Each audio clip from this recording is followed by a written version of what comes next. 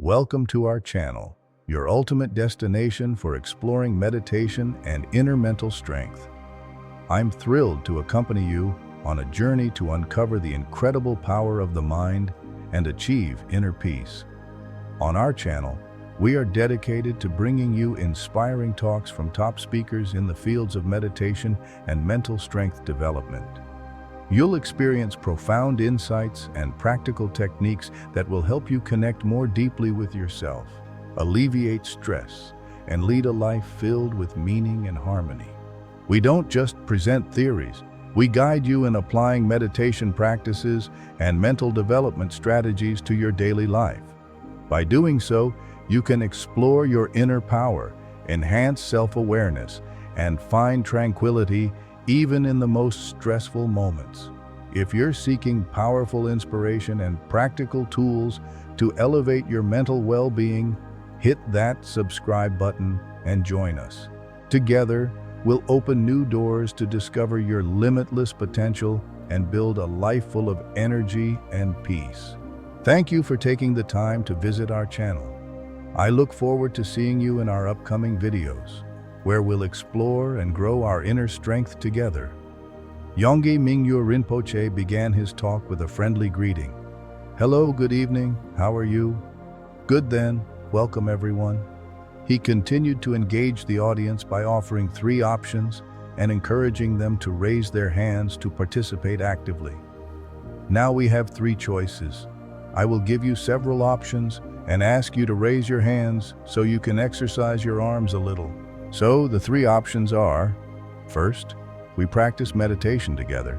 Second, I might tell you my story about how I learned to meditate. Third, how to meditate. So, which one first? Practice first. Raise your hand. Okay. My story about learning to meditate? How to meditate? Many of you might not like meditation.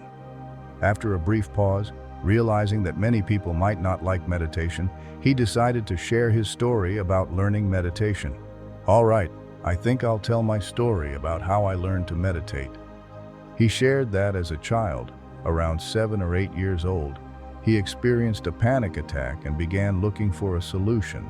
Since his father was a renowned meditation teacher, he thought, maybe I should learn meditation from my father.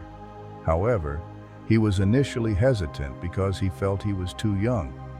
He discussed with his mother about asking his father to teach him meditation, and his mother encouraged him, saying, "Yes, that's a good idea." But he still feared that his father might think he was too young or foolish. One day, Rinpoche's father unexpectedly asked, "Do you want to learn meditation, right?" Rinpoche was surprised and asked, "Who told you that?" His father replied that his mother had told him. Although he hadn't asked for permission, his father was very happy and encouraged him to learn meditation. "You can ask me any questions and I will teach you meditation." Rinpoche's first meditation lesson was to observe the breath, but he found it very boring. While meditating, he only thought about how his friends were having fun outside while he had to sit and observe his breath. Time seemed to pass very slowly, making him impatient. Although meditation eventually made Rinpoche feel better, he couldn't practice for long, and his panic became erratic. He thought meditation would help push the panic away, but it didn't happen. After sharing this experience with his father, Rinpoche was guided to not push the panic away, but to welcome it as part of the meditation. This change in approach helped him. When panic came, I said, "Hello, panic, welcome." This made him feel much better, and he was very happy. Rinpoche continued to describe his years of learning meditation, especially when he was 13 and joined the 3-year traditional retreat at Sharab Ling Monastery.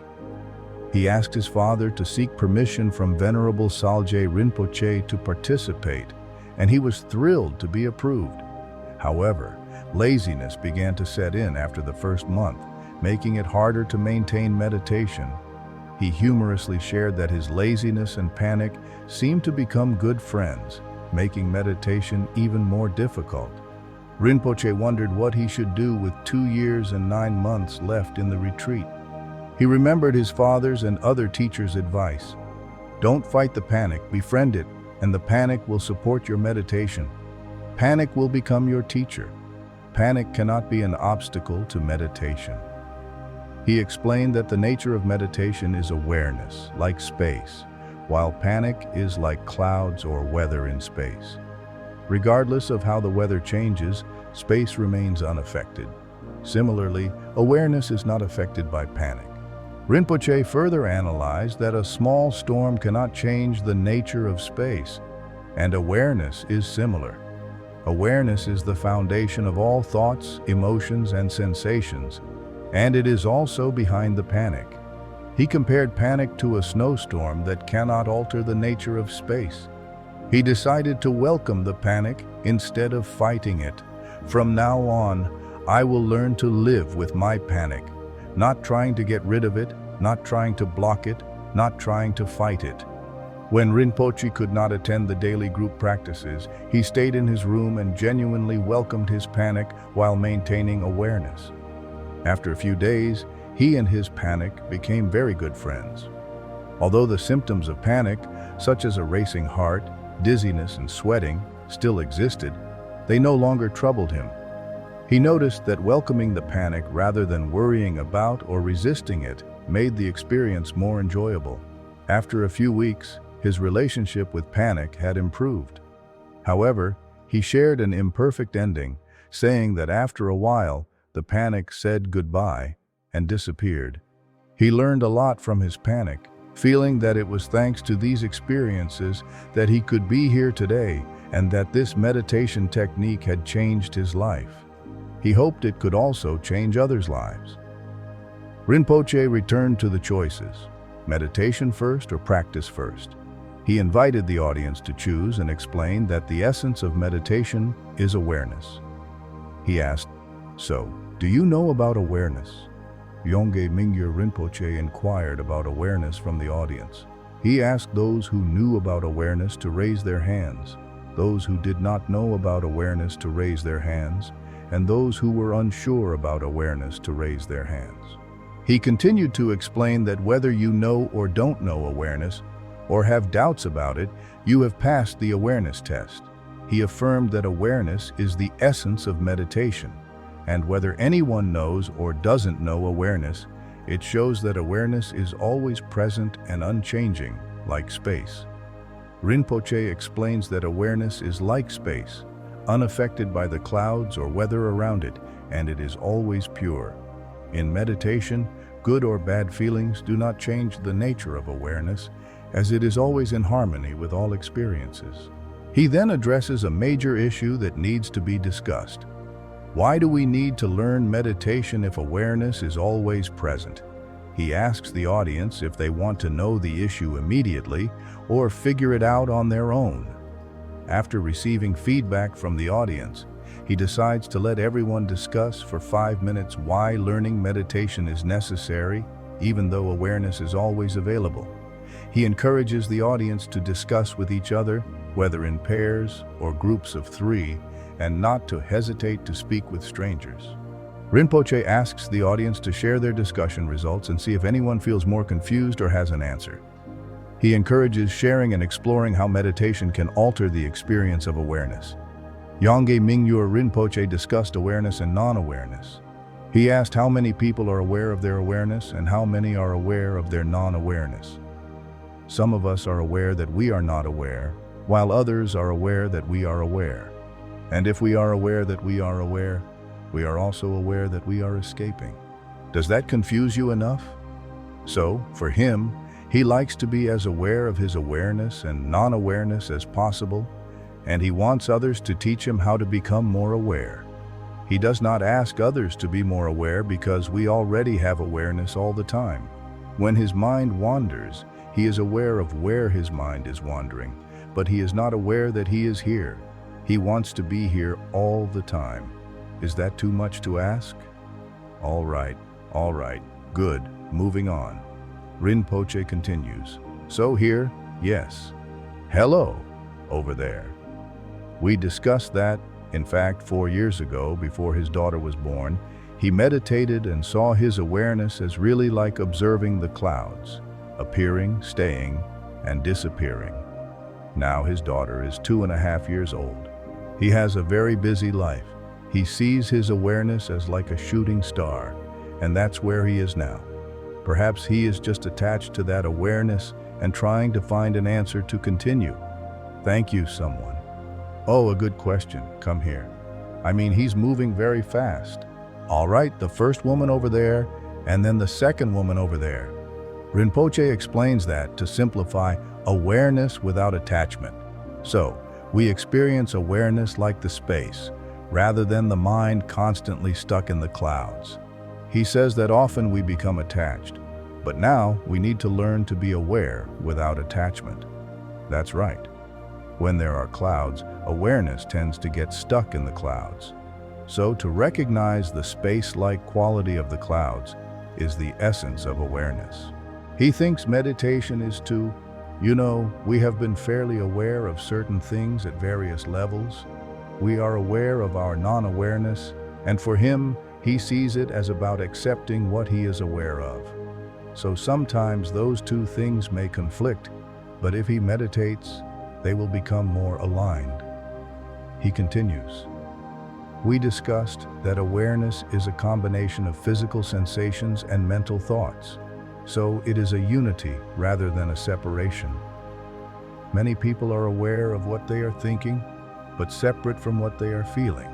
This, he thinks, is the real way to approach a different basis, where you are aware of both your thoughts and sensations, and the fact that, because this has evolved, the thinking part has evolved more than the feeling part, especially in the world we live in where we are constantly thinking, but really the feeling part is our most primal.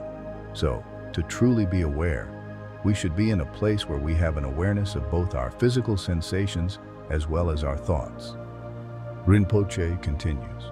All right, so up there and then here. And so the thought is, why do we meditate? We had awareness before, during, and after meditation, but we still suffer. So he thinks it is something related to suffering and trying to find the cause of suffering or the root of suffering, as it is present right now in our awareness. And he thinks suffering is something we want to address. So meditation, whatever it is, aims at that. Finally, he said, all right. Oh yes, sorry, that's it. So you are here because you see awareness as a mental state to achieve. And you are looking for a way not to view it as a mental state to achieve, but rather to naturalize it. Is that the clarification? Yes. So, a microphone please, down here, a microphone here. Yes. Is it to realize for oneself, in a way like a fool persevering in their foolishness will become wise, and that is, to kind of force oneself out of the effort when pursuing something that always seems like a drumbeat in virtue, in seeking the future? If so, you can go back and just know that for the first time. Basically, to tire yourself out, okay, or to tire out the seeker. So, you all, these questions. Hey, this is its purpose, simply meditation. When Yongey Mingyur Rinpoche discussed this issue, he mentioned conceptual wisdom. He explained that we are taught in school how to label things and name what we perceive, turning them into concepts. This labeling is very useful in daily life for solving problems and achieving goals, but it also causes our minds to become disconnected from reality. Rinpoche thinks this is the issue. Despite our awareness, we still need to come here to learn. He posed a final question, emphasizing that only when he experienced great pain was he able to achieve deep peace in meditation. He admitted that he could not do it at will and lacked good meditation skills. He also shared that he did not know how to work with pain properly. Rinpoche also noted that in his role as a counselor, he had met many people who had undergone significant trauma and dissociation, where their awareness was so detached from the present that they might not remember what they had gone through. He observed that dissociation occurs when something is too painful and we cannot maintain awareness of it. This led him to be interested in the topic of staying with and containing pain and suffering in the mind. He thanked everyone for the excellent answers they had provided. Rinpoche remarked that there is awareness, but we do not know how to maintain that awareness or sustain non-judgmental awareness. We are often too focused on reasoning and unable to feel sensations. He questioned how to achieve non-judgmental awareness, connect with sensations, and not get lost in clouds of thoughts. He shared that during meditation, he used to say, "Hello, panic, go away, I'm meditating," but the panic would only grow larger. He emphasized that awareness is always present, even in panic. Even if you are panicking, awareness remains free and present. Rinpoche concluded that while we have had awareness since birth, the issue is that we do not recognize our own awareness. He explained that there is no secret, and even though we have awareness, we often forget and get lost in thoughts and feelings. To maintain awareness, it is important to recognize and sustain that awareness, and this is the technique of meditation.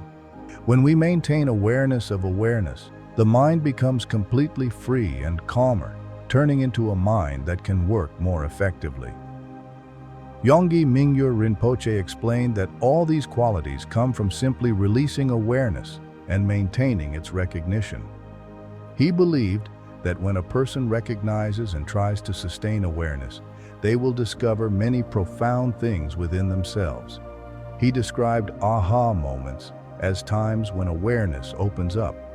Currently, our awareness may be narrow and small, and it may diminish, like a newborn baby easily crying. He gave the example that if something is wrong or unpleasant, our minds can become tense or melt with a bit of heat. Although others may not see this externally, internally, we might be crying. He referred to this state as monkey mind. When a person connects with their own awareness, not someone else's awareness, they will feel and maintain that awareness. He stated that once awareness opens up, there is no need to block thoughts or feelings. Even if a person achieves thoughtless or emotionless meditation, that is not necessarily good meditation. He emphasized that it is important to connect with one's own awareness, and that is enough. To achieve this, it requires practicing step by step. He guided that first, we cannot connect with the great awareness, so we must start with a part of awareness. He guided a meditation practice by asking people to raise their hands and become aware of the sensations in their hands, whether they feel cool, warm, or no sensation at all. He explained that whatever the sensation, pleasant, unpleasant, neutral, positive, or negative, these all fall within awareness. The important thing is to be aware of that sensation. He encouraged people to continue connecting with their awareness, regardless of the sensation, and that is meditation. He continued to guide further by asking people to keep their hands and feel the difference when rubbing their hands, noting the sensations of warmth and itchiness. Then, he asked to lower the left hand and keep the spine straight, bringing the hand close to the forehead to feel any sensations from the tiny hairs or pores almost touching the forehead. He encouraged everyone to close their eyes and be aware of any sensations on the forehead, whether pleasant, unpleasant, or neutral. Yongey Mingyur Rinpoche guided as follows. Move your attention from your forehead to the top of your head and relax the muscles on the top of your head. Be aware of any sensations at the top of your head. Next, shift your attention from the top of your head to the back of your head. Relax the scalp and be aware of the sensations there. Then, direct your attention to your entire face. Relax the muscles on your face, cheeks, chin, and ears, and be aware of the sensations on your face. Relax your neck and feel any sensations in your neck. Continue to relax your shoulders, both right and left, and be aware of the sensations in your shoulders. Relax your back from the upper back to the lower back and feel any sensations in your back. Relax your chest and abdomen and be aware of the sensations in your chest and abdomen. Relax your arms, both right and left, and be aware of any sensations in your arms. Relax your legs, both right and left, and feel any sensations in your legs. Finally, relax your whole body and be aware of the sensations in your body from head to toe. If you cannot relax, that's okay. Just be aware that you cannot relax. Awareness of not being able to relax is relaxation itself. He explained that relaxation is permitted, and not relaxing is also permitted. Pleasant sensations are allowed. Unpleasant sensations are allowed. Stiffness and comfort are allowed. All are within awareness. He advised not to worry if you make mistakes, or if you are unsure how to proceed. If you feel you're making a mistake, that mistake is only within awareness. Awareness transcends all mistakes. It is always free, true, and pure like space. Be yourself and don't pretend. You can cry if you want, laugh if you want. If you cannot find awareness, that too is awareness. Awareness cannot find awareness, so do not worry about whether you are doing it right or wrong. Right and wrong are both within awareness. So, be free and be yourself. When you are ready, open your eyes and let your mind rest in pure awareness. He asked, "How does it feel? Easy or not easy?" If it feels not easy, that means there is awareness of the not easy. He continued to ask how many people felt confused, and emphasized that confusion is also a part of awareness. Confusion can become an object of awareness, like a cloud passing by. He explained that all sensations, thoughts, feelings, perceptions can be within awareness. Panic, like a storm, arises from space, exists in space, and dissolves back into space. Panic is temporary, while awareness does not change. When feeling panic, bring awareness to the feeling of panic in the body. He emphasized that when feeling anger, anxiety, or exhilaration, return to the sensations in the body and be aware of them. By continuously connecting with awareness, negative emotions will be purified and fundamental goodness will manifest. Connecting with awareness helps manifest compassion, clarity, and a joyful, non-conceptual mind.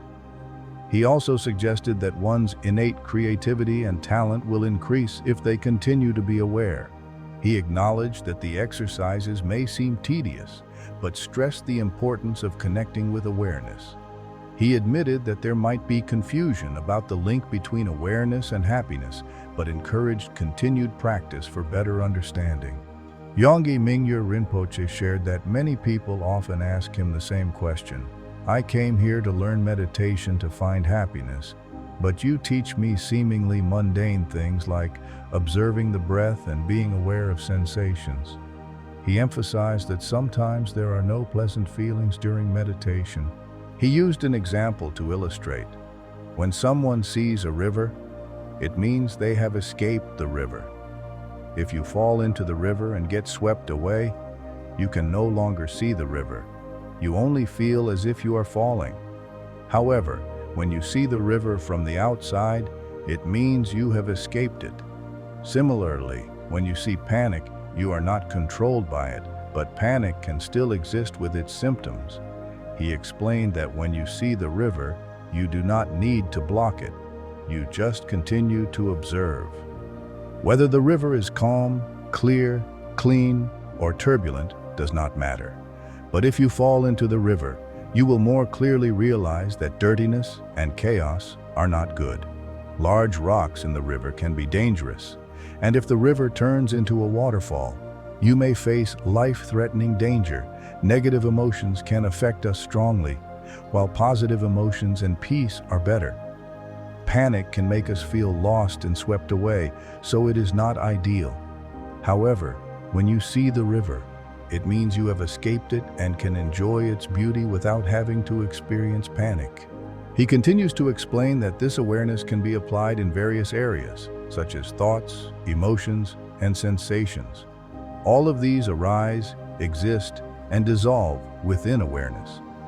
Awareness is the base, always present and free like space. He emphasizes that we actually don't need to meditate in the way many people think. We just need to recognize awareness and maintain that awareness with a specific object. The first object is the body and its sensations. Many people misunderstand meditation, thinking it means not thinking at all, or simply breathing and staying silent. When thoughts arise, they become a big issue and can make people feel like they are doing it wrong. He suggests that seeking peace might not be effective because peace can be busy and not easily attained. He encourages making peace a minimal point of contact. To illustrate, he gives an interesting example. What is a typical English dish? He asks, mentioning dishes like pasta, fish and chips, or vegetarian options like fries, cheese, and beans. He then introduces a special meditation called Fries, Cheese, and Beans. He guides participants in this meditation exercise. All right, 3, 2, 1, let's learn the fries, cheese, and beans meditation. It's quite long. Fries and beans, okay? The fries and beans meditation. The only rule is that you must not think about these, cheese, fries, and beans. You can think about anything else. Fish and chips are fine, or pizza, hummus, salad, potatoes, anything you want. You can even think about the past, history, and future plans. But you must not think about cheese, fries, and beans. For 1 minute, if you think about them for even 1 second, you lose this meditation. So get ready. Keep your spine straight, close your eyes, relax your body, and be aware of sensations from head to toe. When I count 1, 2, 3, do not think about cheese, fries, beans. 1, 2, 3, no cheese, fries, beans. If you think about them for even 1 second, you lose this meditation, okay? Cheese, fries, beans, 1 second, you lose this meditation. Yongey Mingyur Rinpoche shared that many people often ask him the same question. I came here to learn meditation in hopes of finding happiness. But why are you teaching me such simple things like observing the breath and being aware of sensations? Sometimes people don't feel any clear sensations, right? So the important point is, for example, when you see the river, it means you have escaped the river, right? If you were swept away by the river, could you see the river? You wouldn't be able to see it. You would feel like you're falling, but couldn't see the river, right?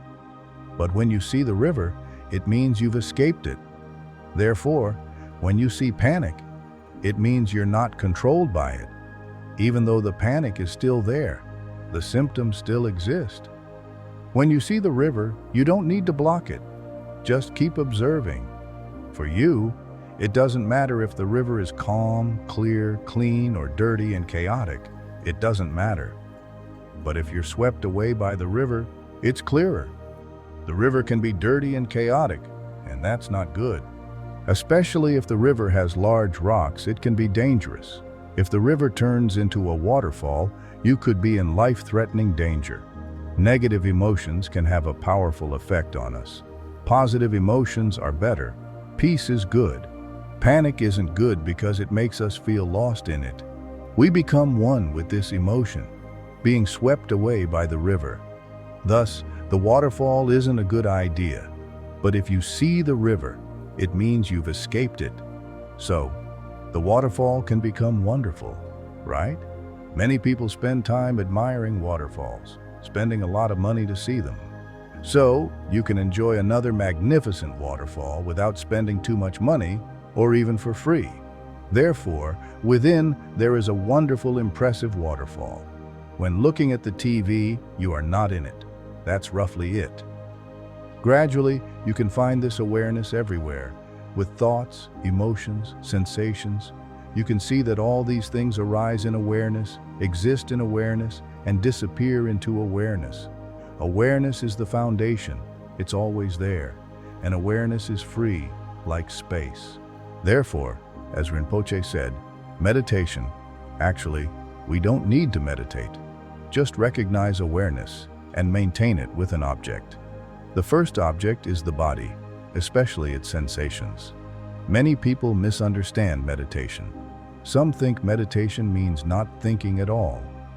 In Asia, Many people think meditation is about breathing, staying silent, and saying, "I'm meditating."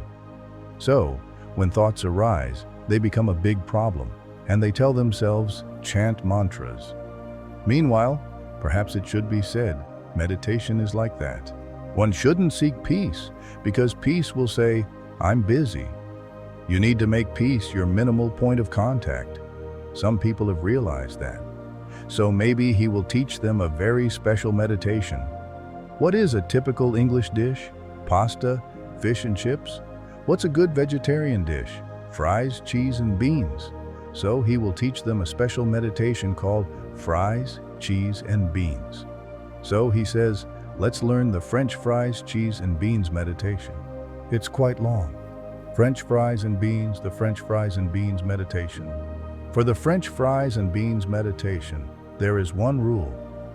The only rule is not to think about cheese, French fries, and beans. Don't think about them. You can think about anything else. Fish and fries are fine. You can think about pizza, hummus, salad, potatoes, anything you want. You can even think about your past, history, and future plans.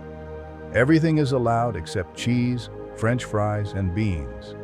If you think about them for a second, you will lose this meditation. So get ready. Keep your spine straight. Close your eyes. Now relax your body and be aware of the sensations in your body from head to toe. Smile. You can observe the sensation of smiling. Now for the main part of the meditation. I will count 1, 2, 3. When you hear the number 3, don't think about cheese, French fries, and beans. If you think about them for a second, you will lose this meditation. Ready? Cheese, French fries, beans. 1 second, you lose the meditation. When asked for feedback, he requested them not to think about cheese, French fries, and beans. He asked them to relax and questioned whether it was easy or not. If it was easy, they were asked to raise their hands. If not easy, they were also asked to raise their hands. He emphasized that it is not actually easy. When told don't think, the mind tends to think about those things even more. When told no cheese, fries, beans, the images of them become clearer, more attractive, and larger. So during meditation, when told to recite, focus, and be peaceful, it doesn't work. Many people are looking for a non-judgmental state. Therefore, non-judgment. Just step into awareness. This is meditation, not judging. Thoughts will arise and you might feel busy with other things. This event is not the goal. Everything is allowed within awareness. Therefore, there is no need to judge. Just let everything exist within awareness. Awareness is a deeper level of the heart. At that point, meditation becomes easier. He will teach them another meditation technique, sound meditation. Sometimes we need a change because although meditation is very simple, after a while, we may feel bored. He asked how many wanted to learn sound meditation, and when many raised their hands, he introduced 2 steps. The first step is to listen to the sound. The second step has a big secret. The secret is, sound meditation is complete. He asked if they understood this secret and confirmed that just listening to sounds from the outside world is sound meditation. Both ears and mind listen to the sound. That is sound meditation. Awareness. Awareness. It's just awareness. It's one form of awareness. But when using awareness with the body or sensations, it becomes body awareness, sensation awareness. When using sound, it becomes sound meditation. It can be a visual object, smell, taste, touch, or any feeling. However, for beginners in meditation, it is important to wait for a while and practice basic meditation first. When practicing sound meditation, keep your spine straight. If you have back pain, use a chair to keep your spine slightly straight. Close your eyes and listen to sounds from the outside world. Be aware of the body and external sounds, as well as thoughts. Thoughts arise and then disappear. Recognize all these things and don't think too much about the sound. Just listen and be aware of awareness. Some people might find meditation with body sensations or sound easier. If you find it easier to focus on the body, start with body sensations. If sound is easier, start with sound. However, sensations may become more pleasant over time. This is normal and requires a change in practice method. Although there are many different methods, there is only one correct method: awareness. Awareness is crucial, and when listening to sounds, there is no need to think too much about awareness. Yongey Mingyur Rinpoche shared that he talked to his listeners about the importance of awareness. He introduced them to awareness, explaining that this view would be behind their mind, behind their heart, that view. He also explained that the motivation to meditate with sound is an important motivation. Therefore, this view and meditation will automatically change the quality of listening to sound. They don't need to worry about finding a teacher. Just resting in awareness is enough. He pointed out that although they might hear sounds, awareness doesn't need to seek anything else. Indeed, but there will be awareness without an object or something similar, step by step. They can practice this in the future. He continued, saying that the talk for today was complete and asked if it was late. He explained that he came to London because his book publisher had invited him to speak about the book. However, he mentioned that the book was not ready yet, not even the title was complete. But the writing of the book was done. This book will be about the bardo, the time before death. It will be his fourth book. He apologized for his English and asked if everyone understood his English. He thanked everyone and mentioned that the book would be published next year. The title has not been determined yet, but the book contains many stories from his time practicing meditation. He shared that in the first month, he almost died from food poisoning and had a profound experience related to bardo that he mentions in the book. He thinks the book will be published next year, and that tomorrow he will meet his publishers here. Finally, he moved on to the Q&A session, inviting participants to ask questions. One person asked about focusing on sensations in the body. Sometimes the sensations can become so strong that they overwhelm. And even if it's anger or any emotion, there's no way to stop it. He explained that awareness is always present and never changes, but initially, we don't connect with our awareness. Although we have it, we don't connect with our own awareness. So, we need to practice step by step. At first, when we have strong emotions, we cannot be aware and feel overwhelmed. This is completely normal. He continued to explain that there are 4 techniques or approaches. The first is observing sensations. He had mentioned earlier that being aware of sensations is important. Without awareness of sensations, emotional meditation cannot be practiced. So, sensations, being aware of sensations right now is very important. This is the first method, called observing. The second method, if emotions become too strong, feeling like being thrown stones, empty, painful, hurt, or unable to breathe, feeling like about to die, many sensations, and they can stop. Then, try something different. The second method is to shift the focus to another sensation, such as listening to sound to change the focus. When they listen to sound, they might feel better. They can return again, stop, listen to a song, focus on the breath, or even sensations in the body. They should not focus on the painful area. Focus on an area without sensation. For example, the knee, hand, or a neutral area of the body where there are neutral sensations they can be aware of. This is trying something different thing. Yongey Mingyur Rinpoche explained that the third method is stepping back. This means that when practicing meditation with panic, he paid attention to that panic. He described that when feeling panic, he would say, "Go away, I'm observing you," as if observing from a distance. For motivation or unpleasant feelings, fear or panic, sometimes what he calls panic can be stronger than ordinary panic sensations. These things are behind, supporting the panic, behind it. So instead of looking at the panic, He advises observing the fear, discomfort, resistance, or any underlying beliefs. There are fundamental beliefs, so step back and observe them. The third method is, when stepping back doesn't work, rest. He suggested that this is the easiest thing to do. When unsure of what to do, sometimes resting is the best choice. He encouraged exercise, especially when experiencing strong pain or depression, or if feeling unhappy or overly emotional. Exercise, read a book, sleep, or if tired or exhausted, sleep.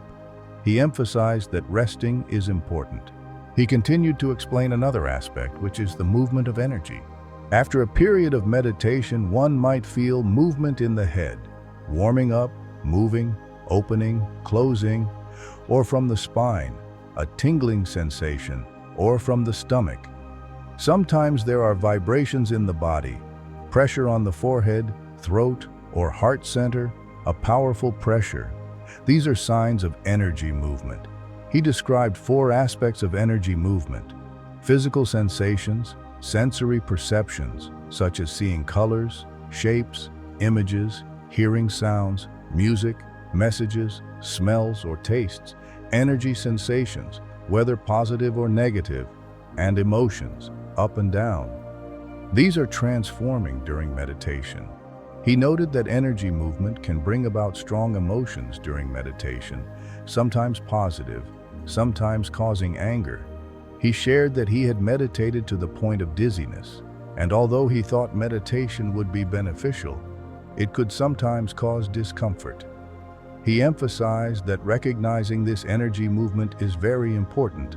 If one doesn't recognize the energy movement and feels something is wrong, or thinks they have attained enlightenment, especially if they feel crazy, it could become a problem. However, in reality, it is not a problem. He also posed a question about what advice he would give to his younger self at 8 years old, just beginning to learn meditation. He did not notice anyone else being present and thanked the person who asked, and Butchie. He shared that he started meditating several years ago and in 2014 attended a 10-day Vipassana meditation retreat. For him, this was truly a door-opening and a life-changing experience. Later, his daughter was born, and his life became very chaotic. He felt that awareness was like, he wondered if he had some attachment to previous experiences. He wondered how to proceed. He advised not to try to bring past experiences back. Experiences can sometimes be wonderful, but they disappear the next day. Some people really enjoy those great experiences and try to bring them back. He advised not to try to bring those experiences back, but to continue being aware that experiences might not come back, but they might appear in a different form. He also encouraged that meditation could be practiced while dealing with issues with his daughter. Building this habit is important. He suggested choosing a specific event, such as during lunch or dinner, or when dealing with his daughter, remember to meditate. He emphasized that there would be failures, but failure is good.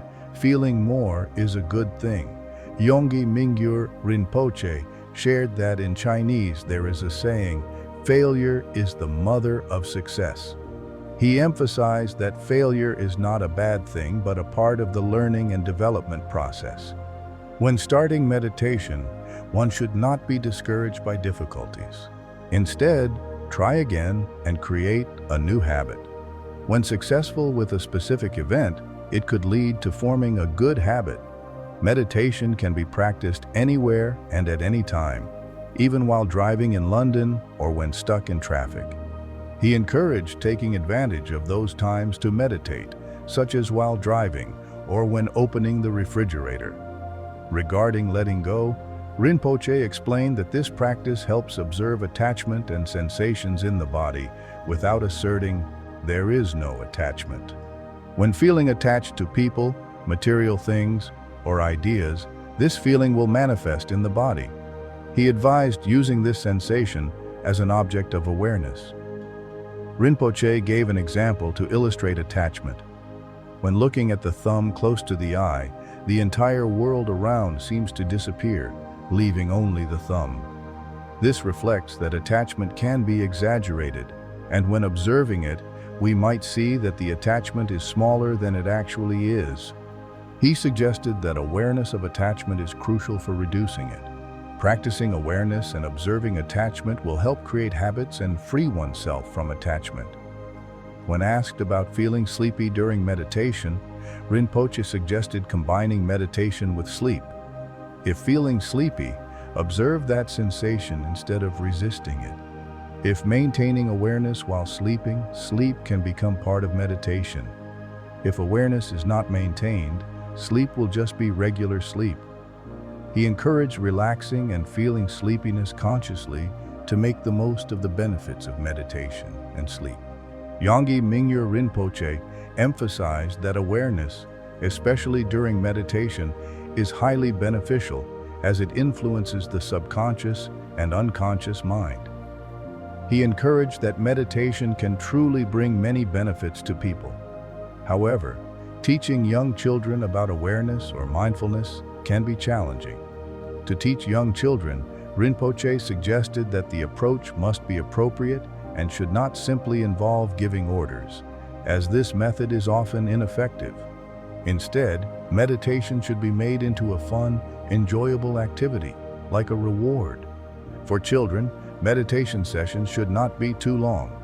Just a few minutes is sufficient. One example he provided is using a bell.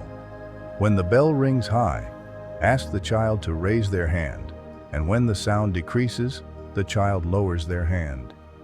He also suggested using objects, such as a toy dinosaur, placed on the child's belly to help them feel and become familiar with bodily sensations.